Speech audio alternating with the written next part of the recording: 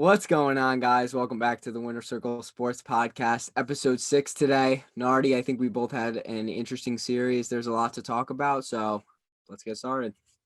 Yeah, so Yanks game 1 at Detroit. A lot actually. This was a good game. Like the Yankees, it was offensive powerhouse.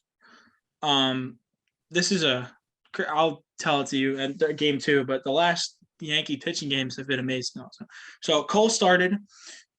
Scoring gets started when Jose Trevino hits a solo home run in third. Aaron Judge hits another one and make it 2-0. Bottom three, it's his 20th. Jose Trevino then hits a triple and 2-runner score. No, he's by far our best catcher. I don't know what else to say other than that. Hicks isn't up to par. Brantley's just not good. Rortvert's still on the IR. So then it goes again. Aaron Hicks has slowly been heating up. Hits a single. Trevino scores. Then Rizzo hit a home run. It was 8-0. Carpenter then hit a home run. It was 10-0. DJ scored another 2-run score, 12-0. Judge singled, another run scored, 13-0. And Garrett Cole, back-to-back games, the Yankees were perfect through 7 and 8 in back-to-back games. And also a little uplifting story. Manuel Buenolos, I think is how you pronounce his name. It's his first game pitching back in the major since 2019. So with all these injuries, we have to keep bringing up relievers, and he did pretty well. Came in, didn't give up any runs. So that was that. How'd the Mets go? So the first two games, in terms of the Mets, there wasn't a lot of offensive production. The first game, we actually only had 3 hits as a team. Walker gave up 2 runs, and that game ended 2-0. So pretty quiet from the Mets, and overall, pretty boring game. Game 2, we had 5 hits and 1 run off of Pete Alonso's solo home run. Chris Bassett got the start in that game, but he's been having a little bit of a home run problem. Last year, he was one of the top pitchers for giving up the least amount of home runs. He gave up 15 in 27 starts last year. This year he's got 11 starts and already 11 home runs. So he's looking to definitely fix that problem moving forward. Let me ask you, do you think the balls are more juiced this year than they were last year? I'd say definitely no. No, you don't think so? No. All right. I've heard stories that like they've run out. What happened? I said I think the Yankees just make it look like they are, but I don't think they are for everybody else. The Yankees just hit home runs. Yeah, man. It's just that speaking of game 2, Yanks versus Detroit, another Judge hit a leadoff home run, make it 21 on the year. This was a little heartbreaking. If I'll bring this up after, but I'll just another game. Rizzo home run and Donaldson sac fly where the Yanks remaining runs 3-0. Sevy let up just 1 hit the entire game. The last 3 games have been flirting with 2 perfect games and a no hitter. It's been the Yankees pitchers have been lights out. Every pitcher has an ERA of just about 3 or under, with Nestor being the leader in that with like a 1.5 or something. Yeah, not bad. I mean, I can't really, but this is upsetting news. If you're a Yankees fan and you're watching Gallo go out every day and struggle in the field, well, not in the field, but hitting wise, and you're watching Hicks go out every day and struggle in hitting, you want guys like Miguel Andujar to come up and play because he's proven before that he's been good. Yes, he's been shaky, but going from AAA into the MLB is a big jump, regardless of who you are. Even like you can put the best hitter in AAA and he'll still have to adjust to the pitchers in the majors. But Miguel Andujar has requested a trade from the Yankees following being sent back down to AAA after this. Like I said, this is like almost heartbreaking. The guy's been here forever. He's always been a Yankee. He plays his heart out when he comes up. He's playing great right now. He's batting just around 300, I think, in the 6 or 7 games he's come up. He has a couple RBIs. He plays good in the field. I don't know. Like he doesn't just play left field too. Like you can put him at third. Donaldson's been out for a while. He just came back. You can put him at third. You can put him at first. I know he's played a little second base in his career. Now, I'm sure you can move him around and find him a right spot, but it's hard when the Yankees they have this much depth in their lineup. It's hard to do. So I don't know, but I'll go to game 3. Another rough one, but it wasn't really I don't know. It was exciting. It was a fun game to watch. It wasn't a blowout like it usually is. Um, all I have to say is that having a baseball game on a Sunday at 11:30 is the worst idea MLB has ever had. I'm really sorry. That's bad. And it was on Peacock, not even on Yes. You had to like buy Peacock Premium to watch it. Everybody has all these other streaming services, but everybody has to go on Peacock to watch the Yankees. Started off Javier Baez. It's a double, scoring Miguel Cabrera. Then Baez scored. It was 2-0. Joey Gallo hit a home run this game. It's his first in a long time. He ties it up 2-2. Yanks take the lead after a bases loaded walk. So it was 3-2. Then Miggy tied it again. Then Baez, they were winning. And then the Yankees tie it again. It was 4-4. And then in the bottom of the 10th, Donaldson walks it off with a sac fly to left field. Would have been a home run if it was another like 6-7 feet. Warning track power. Scored, runs a run. Yankees win 4-3. Another sweep. Not much to complain about, really. I mean, you just got to keep winning games, keep winning series. So that's what we've been doing. That's what we've been pretty well. So how'd Mets do in game 3? Yeah, actually, so I guess the Yankees played a 3-game series only. Yeah, Okay. it was only 3 game. We have off today.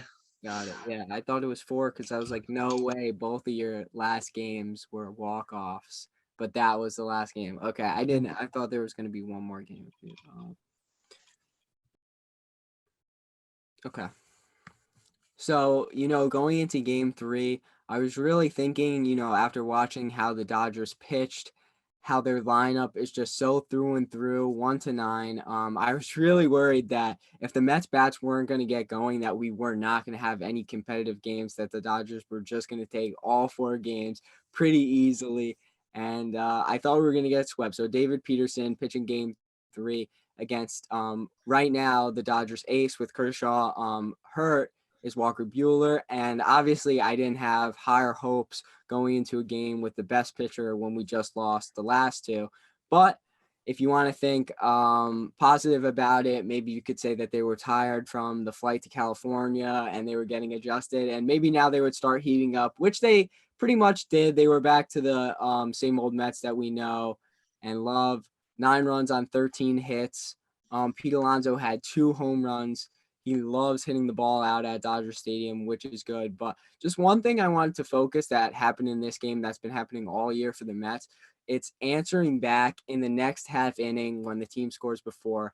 In the bottom of the second inning, the Dodgers put up a 4 spot, and instantly in the top of the third inning, the Mets replied with another 4 of their own. After that, it was an Escobar solo home run and Pete's second, a 3-run to end the game 9-4. But that's been something that the Mets have done all year and scored runs right after the other team has. And I think that's won us a lot of games. So I love it.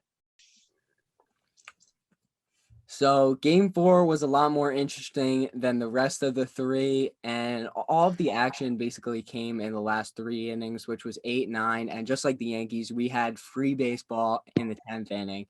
So it started with a big rally in the 8th by the Mets. Lindor leadoff double, Pete right after him to bring him in, an RBI double. J.D. Davis sacrificed ground ball to move Pete to third, and Eduardo Escobar with a great at-bat, 10-pitch at-bat, ended it off with a sac fly, bringing Pete in. A few batters after that, Nito hit an RBI single, giving the Mets 3 runs in the 8th inning, making the score 4-2. So Buck Showalter decided to send our usual closer, Edwin Diaz, out in the 8th inning because top of the lineup for the Dodgers was coming out. So that is Mookie Betts, Freddie Freeman, and Trey Turner. So those 3 guys can easily, be considered the best 1, 2, 3 starting lineup in baseball. So he decided to send Diaz out there, and he was able to get out of the inning, no scratches. Goes over to the camera of him in the dugout after the inning, obviously talking to our pitching coach, Jeremy Hefner, and talking to Buck Showalter, assumingly saying that, he's good to go. He wants to go back out there for the 9th. He wants to end the game. They decided to give the ball to Seth Lugo, who I have vouched for in the past as, one of our better pitchers. Even last year I tried to vouch for him, but now, there's nothing. He's second to Trevor May right now, and and Trevor's on the 60-day. So I can expect Lugo, if he blows one more game, to go on the 10-day IL as well. And just like I said, I knew from the second they made that decision he was going to blow that. There was no doubt in my mind. My dad said the same exact thing. Why they bring Lugo in? What do you know it? He blows the game. He gives up a home run. A few hits later, it's 4-4. We're going to extras. We got lucky in the top of the 10th with a JD Davis leadoff double to score the ghost runner, but that's all we were able to do. So bottom 10, 5-4. We have Adonis Mahina, who is, I don't know if he's considered a rookie because he's probably been around the league for a little bit, but it was his 11th major league appearance. So, basically it could be one season. I think he may not be a rookie technically, but, who knows. He comes up against the same thing, top of the lineup, this guy who has 11 major league appearances, gets Mookie Betts to fly out, Freddie Freeman to ground out, and it's Trey Turner with the ghost runner on third base.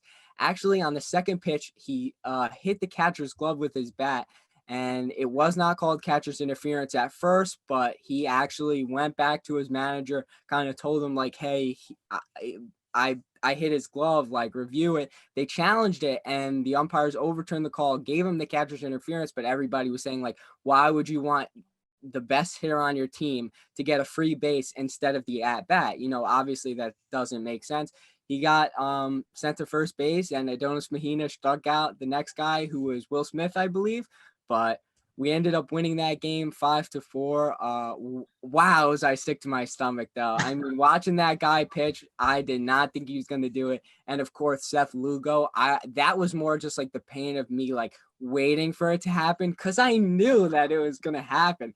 And, after the solo home run, I was like, it's just getting easier. And, of course, he went and did it. But thank God we won that game because I would hate to lose. So we split with the Dodgers with Nardi. I know I said if we swept them, I'd come on this podcast. I almost want to come on crazy with the sweep, too, because after the second game, I thought it could be an easy sweep for the Dodgers. But we that's huge for seeding later in the season, too. Before we talk about who we play next, I want to bring this up. I know you sent it to me on Instagram, but you only sent the Judge aspect of it. You didn't send Pete Alonso. Pete Alonso is tied for the league lead, the NL lead in home runs too. How many home runs do you think Alonso is going to end up with? And I don't want like a 35 or 40. I want an exact number. I want to come back and bring it up later. I'll say I want to shoot low because then if he goes higher, I can't complain. But I'll say 47.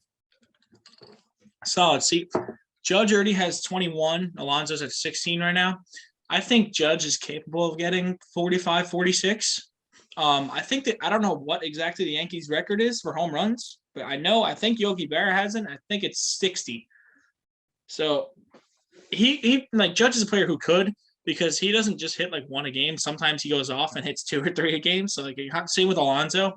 And I know you also brought this up that Alonso loves hitting home runs in Dodger Stadium. Do you know where the home run derby is this year? Like the All-Star game?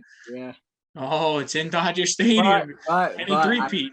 I saw a thing on Instagram today that said he has not received an invitation yet to the home run. Well, yeah, he bullies people when he goes into. It's not even fair. Right now, Trey Mancini had no hopes of winning that last year. It wasn't even close. Well, I mean, I don't know if he does. He can three-peat. That's another record. I mean, technically, Ken Griffey owns it. I think he has the most home run derby wins by a player. So maybe Alonso can break that too. Maybe. So who do you guys have for Judge though? What do you think? What's your Judge? 44. Okay, so wow, more. Can I change my answer then? Because I think Judge more than Pete. So can I change my answer? Or? Yeah, sure. Go ahead. I'll say, how about we switch them? I'll say Pete 43 and then Judge 47. How about All right, that's fair. That's fair. I can see. I'm going to go with 39 for Pete. All right, but so you think Pete hits more than Judge though? Judge, what did I say? Judge 43? Judge 43, Pete 39. That's what I'm going with. Okay, so Pete 39. Yeah, I think at the end of the day, if I had to pick, I'd pick Judge to hit more. For sure. The only thing is, Judge is one of those. My reasoning behind it, the only reason I'm not saying 50, 60 is because Judge is one of those players who gets hurt, but will get hurt and then kind of stay hurt for a couple weeks after it. Like he's not back up to what he's supposed to be. Mm-hmm. And then he'll go back on the IL again. So I'm saying 43. I'm going to aim at 43. I think that's a solid number. Yeah, for sure. Obviously, 40 is fire. Now, as we're recording this, the Padres are playing the Mets right now. Is this game 1 or 2? One. This is game 1 of it's 4 games again, right? Three. 3. So this is game 1 of a 3-game set for the Mets. The Yankees have Minnesota in Minnesota. This is the first time that they'll be seeing Gary Sanchez and Gio Urshela in Twins uniforms since the trade. Tough. So I want to see how that plays out. That's my headline for that going into that series and see how that goes. No, tough. Good job, Nard.